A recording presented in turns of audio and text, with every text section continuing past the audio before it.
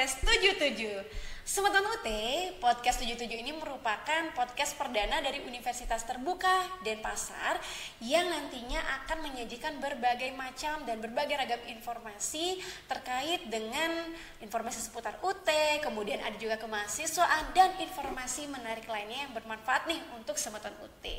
Nah, perkenalkan untuk di episode kali ini saya Indah yang akan menjadi host dari podcast episode pertama dengan judul Universitas Terbuka adalah kampus negeri berbasis jarak jauh. Nah, di episode pertama ini saya tidak akan sendiri nih, melainkan ada narasumber yang sangat luar biasa tentunya ya. Salah satu dosen muda nih, cantik pula dari Universitas Terbuka, yakni Kakak Putu Ayu Anggia Agustina SE MSI AK.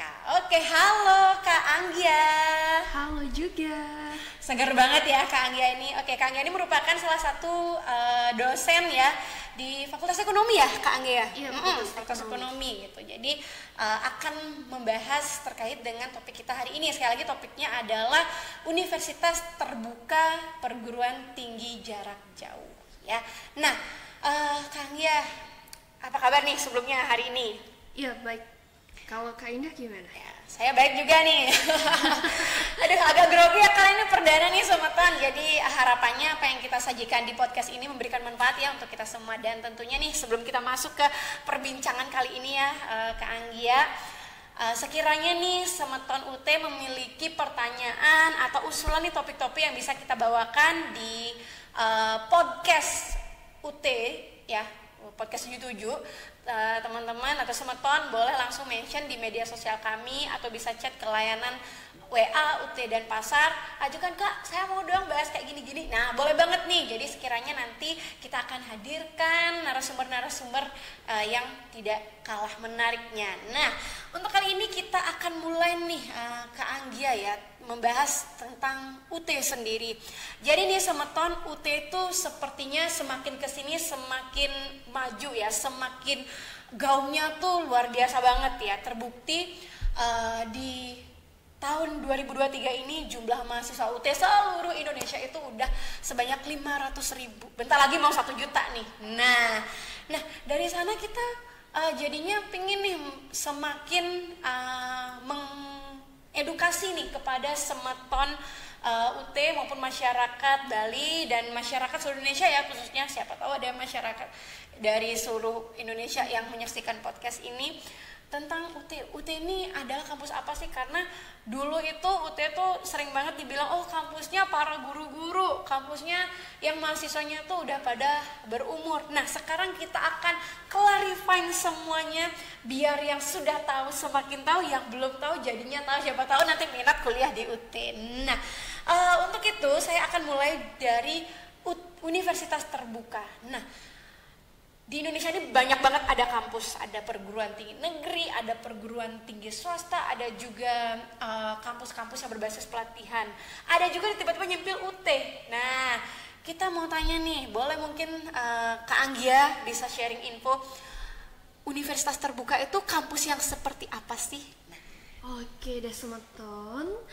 Kalau Universitas Terbuka itu adalah salah satu perguruan tinggi negeri. Udah pada tahu belum?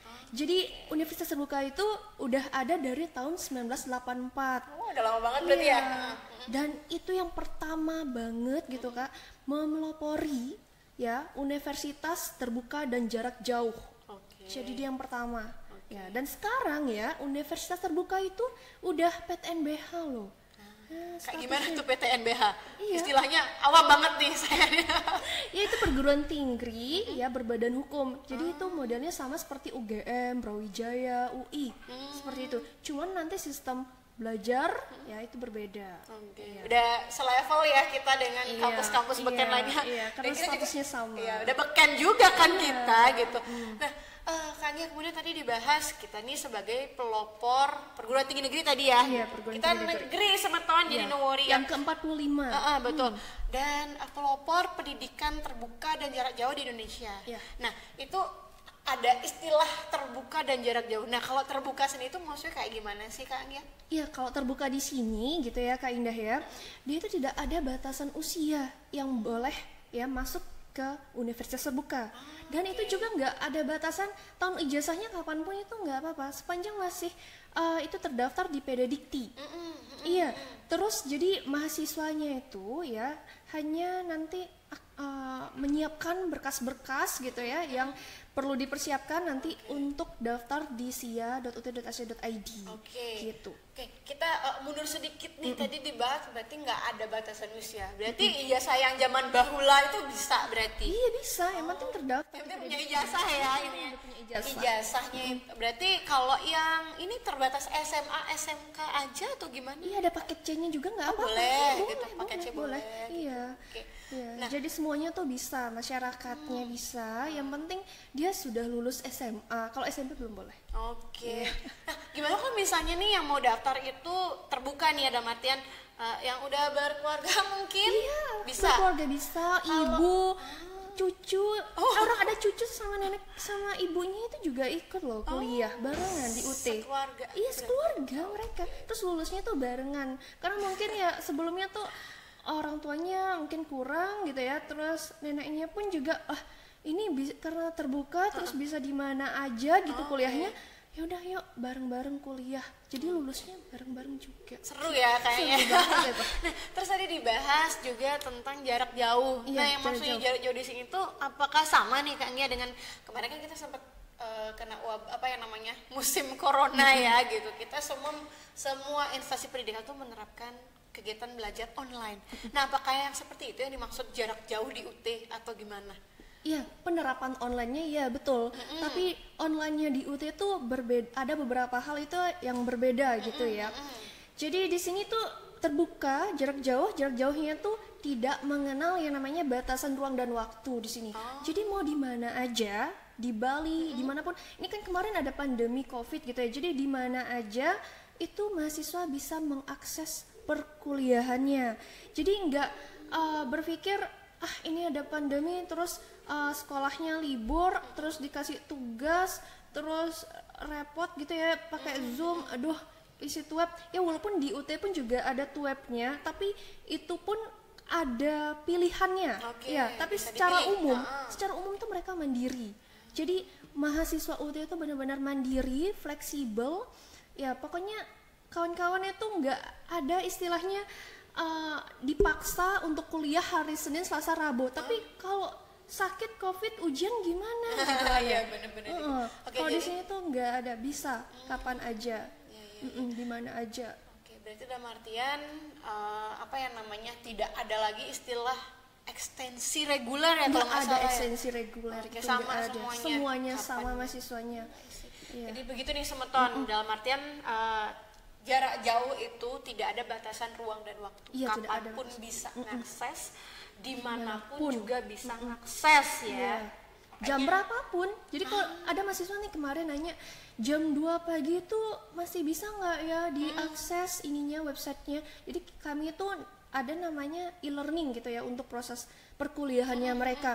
Jadi boleh nggak, masih bisa nggak, atau dari jam kerja aja, dari jam 8 sampai jam 5 itu kan utamanya ya kalau jam kerja. Nggak, kita tuh bebas dari subuh 00.00 gitu Kak Indah sampai kembali 0.0. Dan itu udah ada jadwalnya, jadi tinggal dilihat aja dari jadwal sampai dari mana sampai mana, dan kita bisa mengikuti perkuliahannya tanpa harus datang ke kampus. Terus kita juga nggak perlu yang namanya ini temennya nggak masuk kenapa ya, terus kayak minta izin ke dosennya tuh nggak ada. Jadi kerja aja, kuliah aja gitu. Jadi fleksibel banget ya. Mungkin nanti saya akan bertanya lagi nih sama Ton tentang sistem belajarnya. Tadi udah di spill ya sedikit sama Kak Anggia ya tentang sistem belajar. Nah, sebelum masuk ke sistem belajar nih Kak Anggia, lalu di tengah ramainya ya ada perguruan tinggi khususnya di Bali ya, kita bahas aja di Bali skupnya gitu, karena kan kita Putri Denpasar ya dari Bali, ini pakaiannya aja sekarran pakaian adat Bali aja Bali banget nih ya, perempuan Bali nih juga ya. Kita akan bahas lalu apa nih yang bikin universitas terbuka ini pada akhirnya berbeda nih dari perguruan tinggi lainnya yang ada di Indonesia. Ya, karakteristik di UT ini ya yang membuat dia tuh terlihat unik gitu ya Kak Indah ya.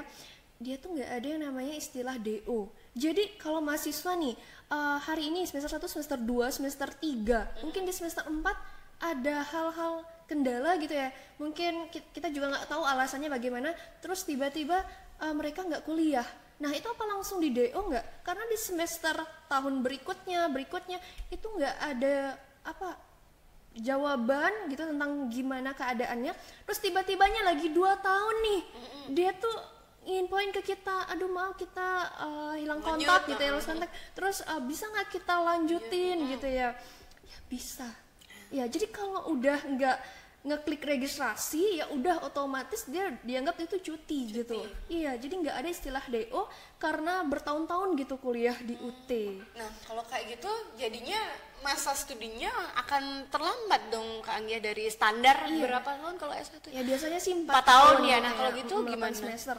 Ya itu nggak masalah ya. Jadi itu semua dikembalikan ke mahasiswanya. Jadi kalau dia pengen selalu menjadi tuan rumah di sini, tuan rumah ya.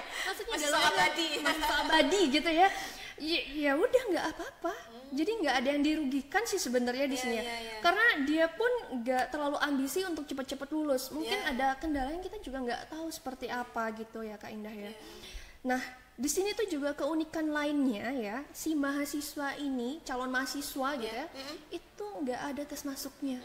Jadi yang penting kalau udah SMA aja, udah SMK aja, atau boleh juga paket C gitu ya, kejar paket C, punya ijazah gitu ya, ya mereka boleh daftar di kita gitu. Yang penting berarti syaratnya sesuai aja, ya, pasti lolos aja. Gitu ya.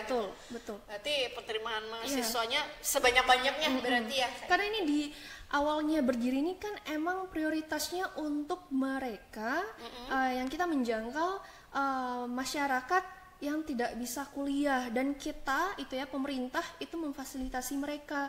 Jadi kalau misalnya dia itu ya anggaplah ya SMA di agak bukan terbelakang ya, maksudnya daerah 3T itu kalau misalnya dibandingkan dengan sekolah-sekolah yang ada di kota itu kan pasti berbeda banget. Walaupun mereka tuh sama-sama SMA tapi pasti kualitasnya tuh beda gitu. Nah ini dah biar kita kan ingin mendongkrak gitu ya pendidikan masyarakat Indonesia biar lebih tinggi lagi gitu, lebih banyak gitu ya. Jadi nggak stuck cuman sampai dulu kan 9 tahun wajib 9 tahun terus harus SMA lagi nih. Nah sekarang udah ada dunia kerja itu kan semakin lama juga semakin sedikit gitu ya, apalagi sekarang katanya mau digantikan sama robot. Jadi kalau nggak punya skill yang memadai tentang akademis gimana mau maju gitu ya. Jadi yang penting utamanya pendidikan, yang penting semua terserap nih ke seluruh masyarakat Indonesia gitu. Lebih tepatnya UT ini menjangkau yang tidak terjangkau. Menjangkau tidak terjangkau, quotes-nya menjangkau yang tidak terjangkau ya sama Ton ya. Itu karakteristiknya. Nah kemudian hal yang lain lagi nih terkait dengan mungkin sistem belajar gitu. Tadi kan dibilang nggak ada DO, nggak ada tes masuk nih gitu. Lain daripada itu yang bikin dia ini spesial banget nih gitu, yang sekiranya ya udah dah beringatkan mahasiswa gitu, ada nggak kira-kira? Iya, itu dia melihat yang tidak ada batasnya ruang dan waktu.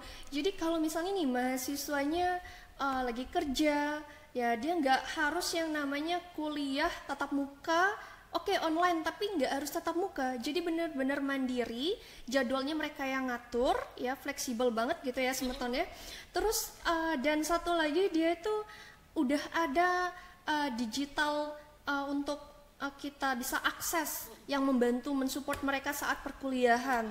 Nah itu macam-macam, mulai dari yang umum nih untuk biasanya mahasiswa yang umum. Kenapa ada umum gitu ya? Karena ada yang khusus pastinya. Jadi umum ini ya secara mahasiswa secara umum dia bisa baca gitu ya. Tapi ada yang tidak memiliki seperti itu gitu ya, karena keterbatasan gitu ya, berkebutuhan khusus gitu ya. Jadi kami itu juga mensupport mereka. Jadi nggak cuma mahasiswa umum, tapi mereka yang khusus punya kebutuhan khusus pun bisa kami fasilitasi. Bener. Jadi karena ada pelayanan yang namanya audio, ya, video itu membantu mereka. Seperti itu Kak Indah. Oke, Ya. luar biasa banget ya, bener-bener. Di website kita itu juga sebenarnya udah ada ibaratnya perpustakaan digital dan itu tuh boleh diakses oleh masyarakat umum. Jadi nggak cuman mahasiswa UT aja. Jadi semua lapisan masyarakat Indonesia pun bisa mengakses itu Kak Indah. Oke, Iya. bener-bener mewadahi Iya, banget ya seluruh bener-bener. lapisan masyarakat, bukan hanya batasan usia, ekonomi, tapi Iya. kondisi personal juga ya. Iya, Nah, kondisi Kak Anggia, masih nih membahas tentang spesialnya UT nih. Ada isu nih, nah, Iya. kita bilang aja isu ya, makanya di-clarify sama Kak Anggia nih. Ada isu yang bilang bahwa ini UT ini beda nih sama kampus lain karena dia nggak ada skripsi gitu. Nah, itu bener atau enggak nih? Biar Iya. sama-sama jelas mungkin ya. Oke. Ya, kalau di UT itu nggak ada yang namanya istilah skripsi, tapi tetap yang menjadi syarat kelulusan itu harus ada tugas akhir. Ya, jadi kita biasanya meminta mahasiswa itu membuat karya ilmiah. Biasanya kalau karya ilmiah itu mahasiswa pasti berpikir, wah ada bab 1, bab 5 juga. Enggak, di situ nggak ada bab, tapi tetap membuat pendahuluan itu tetap. Tapi bentuknya tuh artikel ilmiah seperti jurnal pada umumnya. Ya itu kawan-kawan bisa googling gitu ya, melalui Google. Terus di sana itu nanti kawan-kawan akan dibimbing. Nah ini yang maksud saya, ada beberapa hal yang menggunakan web, tapi tetap itu pun nggak setiap hari web. Jadi web di sini seperti Zoom tapi menggunakan Microsoft Teams gitu Kak Indah. Nah mereka itu nanti akan dibekali ya ketika membuat karya ilmiah, sama dibimbing sampai akhirnya terakhir upload, diberitahu bagaimana cara penulisannya, pedomannya, sampai akhirnya mereka bisa lulus dari mata kuliah itu. Jadi kalau nggak lulus ya otomatis ngulang lagi. Jadi ya itulah, akhir harus ada yang namanya mutunya tuh gimana sih di UT itu. Jangan cuman gampang masuknya terus kok mudah juga ya masuknya, terus nanti pasti akan dipertanyakan ini gimana ya mahasiswanya kok semudah itu gitu ya. Berarti dalam artian isu ya tentang skripsi, nggak ada skripsi itu bukan mutlak seperti itu. Di UT tetap ada yang namanya pembuatan tugas akhir program kayak gitu ya, cuma beda istilah aja. Dan mungkin isiannya tuh berbeda ya, karena kita kan punya standar tersendiri ya Kak Anggia ya, dalam apa yang namanya menentukan kelulusan mahasiswa gitulah istilah awamnya ya kayak gitu. Itu nggak ada penguji, cuman dibimbing seperti itu. Jadi 3 bulan ya dari registrasi si karya ilmiah itu, nanti kawan-kawan nanti langsung dibimbing sampai 4 kali bimbingan gitu biasanya. Kemudian nanti setelah itu kawan-kawan akan diminta upload di tes plagiasinya gitu. Jadi itu juga harus diingat sih, plagiasi itu luar biasa banget ya. Karena kita nggak cuman ngajar harus buat, tapi copy paste. Nah itu dia mahasiswa biasanya susah di situ. Nah jadi begitu nih Semeton, karakteristik spesialnya UT tuh banyak banget ya gitu. Mulai dari nggak ada DO, nggak ada tes masuk, kemudian bisa diakses dari mana saja dan kapan saja, terbuka juga untuk masyarakat berbagai kalangan ya, bukan dari kendala finansial tapi kondisi personal juga bisa. Jadi nggak ada yang namanya patah semangat bagi Semeton yang mau berkuliah gitu. Termasuk salah satunya nih adalah kita punya yang namanya program ujian tersendiri nih yang menentukan kelulusan. Istilahnya bukan skripsi, tapi di sini pembuatan karya ilmiah dan tugas akhir program kayak gitu ya Kak Anggia ya. Nah lain daripada itu kita udah tahu banyak nih Semeton bahwa UT ini sudah benar-benar maju banget ya dari penyelenggara sistem pendidikan. Nah sekarang kita mau cari tahu nih, di balik tidak terlihatnya mahasiswa UT gitu, sebenarnya mahasiswa ini beneran ada nggak mahasiswa UT ini, dan ini pasti beneran bisa diterima kerja nggak ya? Nah boleh dibantu nih Kak Anggia, bisa diklarifikasi. Itu dia Kak Indah ya. Ini si mahasiswa ini kan kadang si tetangga atau masyarakat yang lainnya nanya, Gus kuliah nih Jani gitu, ya kuliah gitu. Terus yang lagi satunya tanya, kuliah nggak? Ya kuliah di UT gitu kan. Oke, terus lagi berapa lamanya, lagi berapa tahunnya, terus tiba-tiba mereka udah sarjana aja. Padahal kan setiap hari tuh mereka tuh dilihat kerja, tapi kok nggak ada gininya ya, berangkat mereka ke sana tuh nggak ada gitu. Terus gimana nih, kok rasanya mencurigakan gitu ya. Ini beneran kuliah apa enggak gitu. Nah, biar kawan-kawan Semeton tahu gitu ya, Universitas Terbuka itu udah banyak banget mahasiswanya, ada 12.000.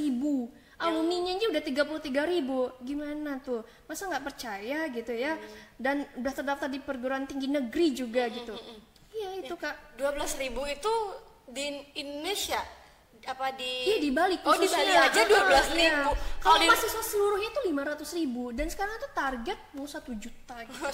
Menuju 1 juta mahasiswa UT ya.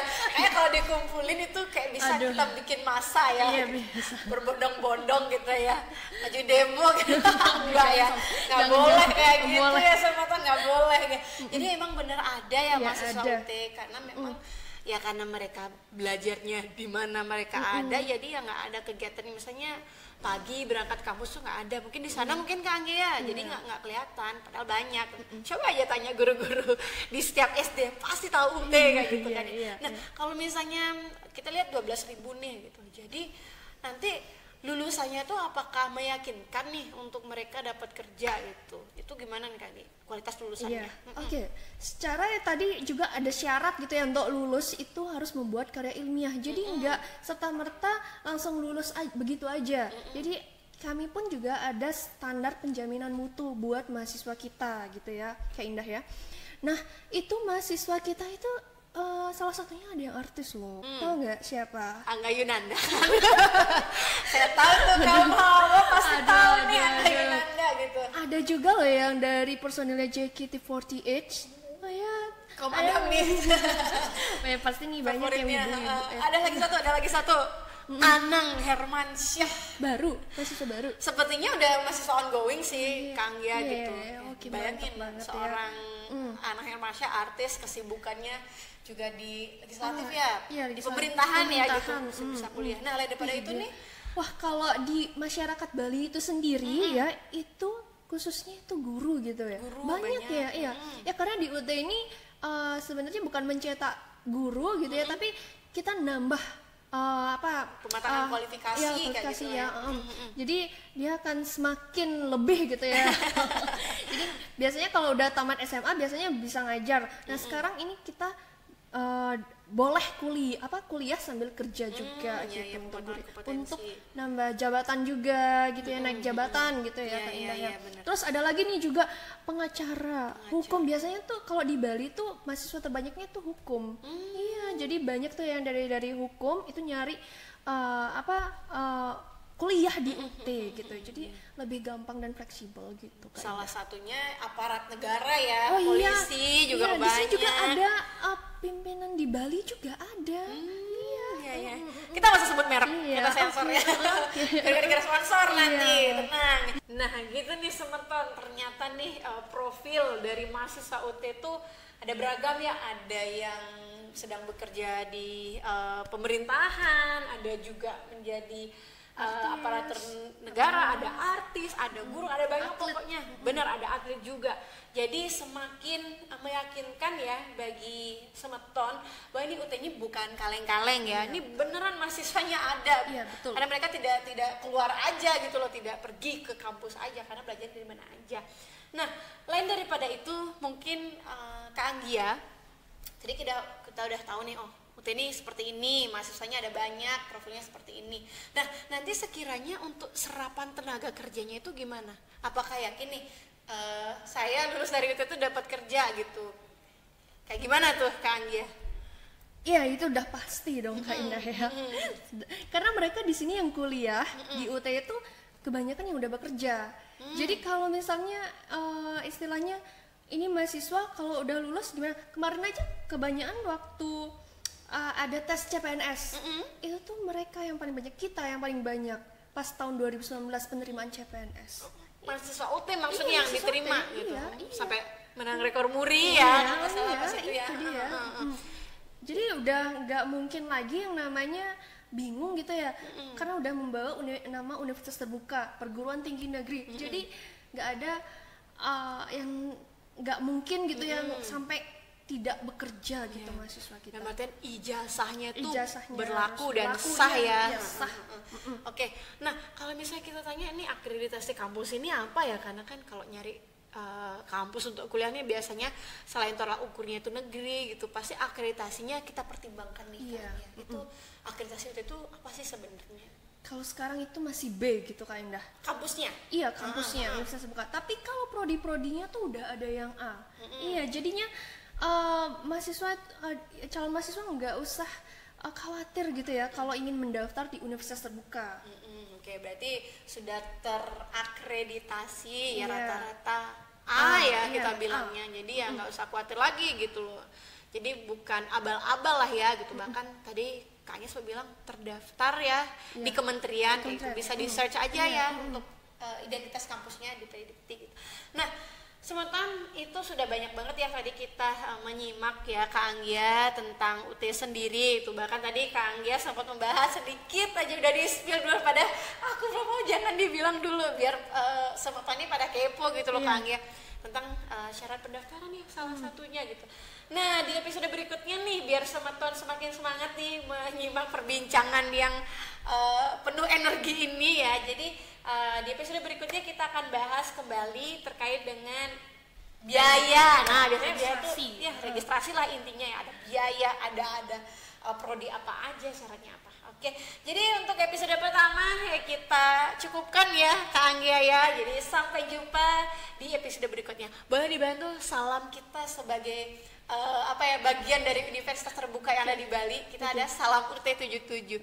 Karena 77 itu kode dari UT Denpasar Semeton. Jadi kalau misalnya ada salam UT, kita jawab 77. Ya, salam UT 77 kayak gitu. Tapi jadinya juga 77. Oke, siap. Atau mungkin Kak Anggia ada logo 77 atau apa simbol 77 lebih menarik, boleh. Nanti mungkin kakak operator bisa dibantu dibuatkan thumbnail ya untuk pose kita yang unik ini. Oke, siap ya. Sebagai penutup kita sampaikan salam UT 77.